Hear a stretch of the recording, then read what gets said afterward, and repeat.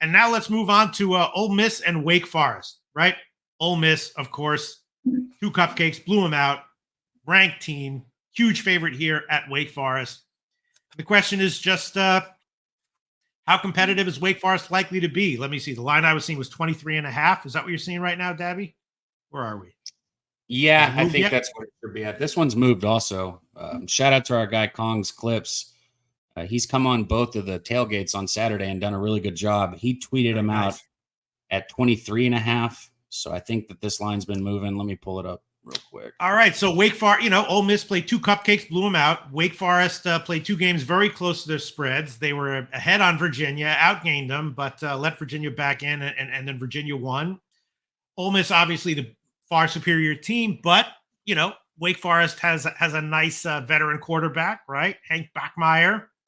And maybe he can keep them in it for a half or so. Although, these Lane Kiffin teams a lot of times lay the hammer down on teams that they outclass, and sometimes that's early.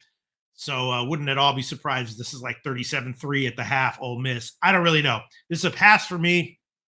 Free play, I still don't know what I would do. It's an interesting situation. I haven't looked into the rosters deep enough to know the likelihood of Wake Forest being able to keep it close first half and full game. I guess ultimately Ole Miss will run away with it at the end. What's your take on this one, Dabby Cap? Okay. Ole Miss, and shout out to my guy Weinstein out there in the chat. They're one of the only futures. I don't know why I said one of the only. They're the only future I made in college football. I took them over 9.5 wins. I know Weinstein took them also. That's why I was shouting him out. I'm pretty sure Jimmy took them. I don't want to put words in his mouth, but I think Jimmy took it also. I'm very high on this Ole Miss team. I was coming into the season. I think their offense, is arguably the best, if not one of the best in college football this year. Jackson Dart, even though I can't stand the eye paint that guy puts on his face, he's been able to do whatever he wants, albeit against lesser competition. He's been able to do anything he wants. And I don't think Wake Forest is that big of a step up in defense compared to the competition he has played. I watched that Wake Forest and Virginia game pretty closely, and Virginia didn't have much trouble moving the football against Wake Forest, and they look slow. Their defense just looks slow, if I'm being honest. Like, that's my main takeaway from it. I think they're going to look like they're stuck in the mud against Ole Miss. Like, honestly, I think slow is going to be an understatement for what Wake Forest looks like against Ole Miss.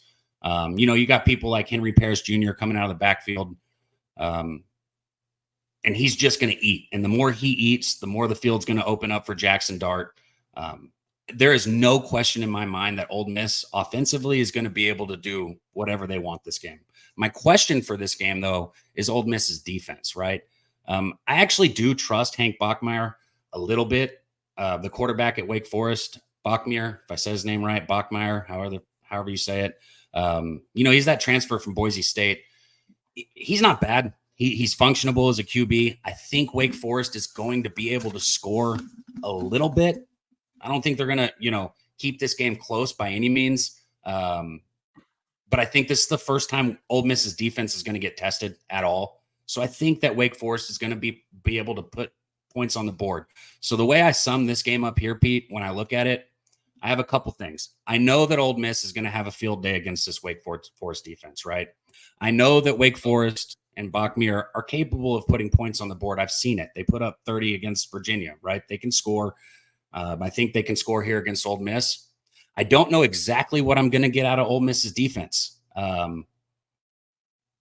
But I do know that Lane Kiffin is going to try and score 3 touchdowns for every touchdown that's scored against him. Okay. Yeah. You got to understand how this guy plays football. He is balls to the wall, all gas, no breaks. He's trying to put on as many points as he can, which is another reason why his defense is going to be on the field longer. And the longer you keep a defense on a field, when you're winning a football game, the more shots Wake Forest is going to take.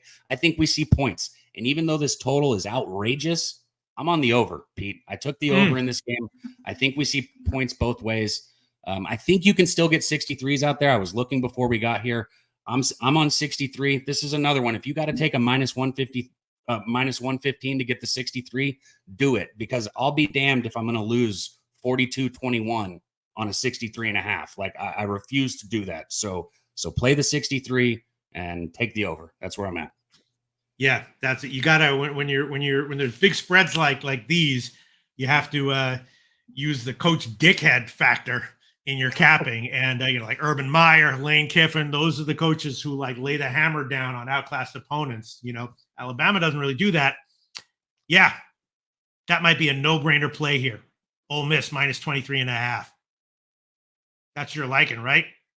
Yeah, I would definitely lean Ole Miss. If I was playing a side, it would be Ole Miss. But I think Ole Miss puts up 40 plus easy, maybe in the 50s. And I think Wake Forest scores. I think we get, 2-3 touchdowns at Wake Forest. So I think we get to that 63.